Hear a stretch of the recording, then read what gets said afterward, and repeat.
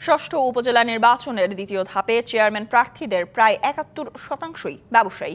Chairman প্রার্থীদের কোটিপতি রয়েছেন ১০৫ জন।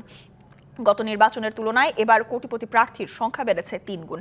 বেসরকারি সংস্থা ট্রান্সপারেন্সি ইন্টারন্যাশনাল বাংলাদেশ বা টিআইবির প্রার্থীদের হলফনামা বিশ্লেষণ করে এসব তথ্য জানিয়েছে। সংস্থাটির নির্বাহী পরিচালক ইফতেখারুজ্জামান বলেন, উপজেলা নির্বাচনে বড় দলের কোনো নিয়ন্ত্রণ নেই। নির্বাচনের নামে অসুস্থ প্রতিযোগিতা হচ্ছে, যার সাথে জনগণের কোনো সম্পর্ক নেই। হলফনামা বিশ্লেষণ প্রতিবেদনে বলা হয়, চেয়ারম্যান ছাড়াও ভাইস চেয়ারম্যান পদে প্রার্থীদের মধ্যে ৮ জন কোটিপতি এবং নারী ভাইস চেয়ারম্যান প্রার্থীদের মধ্যে ৩ জন কোটিপতি।